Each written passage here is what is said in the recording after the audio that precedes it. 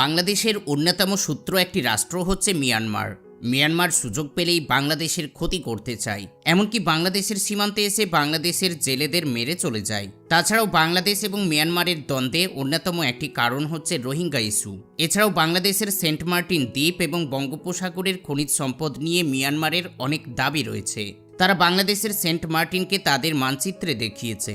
Myanmar আবারও তাদের মানচিত্রে সেন্ট মার্টিন দ্বীপপুঞ্জকে নিজেদের অংশ হিসেবে দেখানোয় দেশটির বিরুদ্ধে কড়া প্রতিবাদ জানিয়েছে বাংলাদেশ। তাছাড়াও মিয়ানমার তাদের দেশের রোহিঙ্গাদের কখনোই ফিরিয়ে নিতে চায় না, আর এগুলোই হতে পারে বাংলাদেশ এবং মিয়ানমারের মধ্যে যুদ্ধের কারণ। এই পর্যন্ত মিয়ানমার আমাদের সীমান্তরক্ষী বাহিনীর সাথে বেশ কয়েকবার যুদ্ধে জড়িয়েছে, কিন্তু প্রত্যেকবারই মিয়ানমারের বাহিনী আমাদের সীমান্তরক্ষী বাহিনীর কাছে খুব খারাপভাবে লেজে গোবরে হেরে গিয়েছে। সর্বশেষ মিয়ানমারের সাথে 2001 সালে বাংলাদেশের সীমান্তরক্ষী বাহিনীর যুদ্ধ লেগেছিল। সেই যুদ্ধে মিয়ানমারের অসংখ্য সৈন্য মারা যায় বাংলাদেশের সেনাদের হাতে। এরপর থেকে মিয়ানমার তাদের সামরিক শক্তি বৃদ্ধি করতে থাকে। আজকের ভিডিওতে আমরা জানতে চলেছি বাংলাদেশ এবং মিয়ানমারের সামরিক শক্তি সম্পর্কে, আর দেখব বর্তমানে 2025 সালে যুদ্ধ লাগলে কোন দেশ জেতার সম্ভাবনা সবথেকে বেশি থাকবে।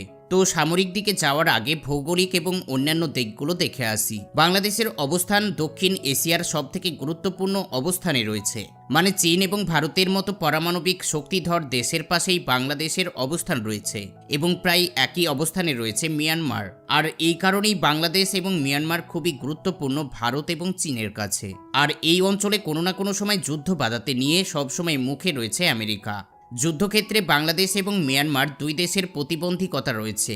বাংলাদেশের সাথে যদি মিয়ানমারের যুদ্ধ হয়, তাহলে সেই যুদ্ধ চালিয়ে যাওয়া মিয়ানমারের জন্য অত্যন্ত কঠিন হবে, কারণ বাংলাদেশের সীমান্ত ঘেঁষা রাখাইন প্রদেশটিকে মিয়ানমারের মূল ভূখণ্ড থেকে আলাদা। কারণ রাখাইন প্রদেশ এবং মিয়ানমারের মধ্যে বিশাল বিশাল পাহাড় রয়েছে, তাই এত বড় বড় পাহাড় পার হয়ে যুদ্ধ করা মিয়ানমারের জন্য অসম্ভব হয়ে দাঁড়াবে।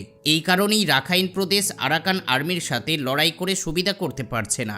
মিয়ানমারের যদি কথা বলা হয় আয়তনের দিক থেকে, তাহলে বাংলাদেশের থেকে মিয়ানমার 4.5 গুণ বড়, তবে মিয়ানমারের জনসংখ্যা অনেক কম।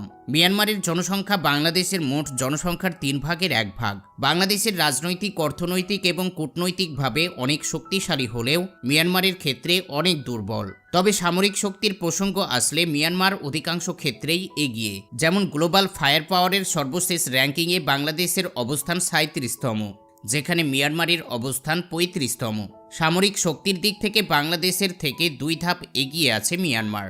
র্যাঙ্কিংয়ে মিয়ানমার এগিয়ে থাকার কারণ হচ্ছে মিয়ানমারের বিমান বাহিনী বাংলাদেশের বিমান বাহিনীর থেকে অনেক শক্তিশালী। তবে মিয়ানমার থেকে বাংলাদেশের সামরিক বাজেট 3 গুণেরও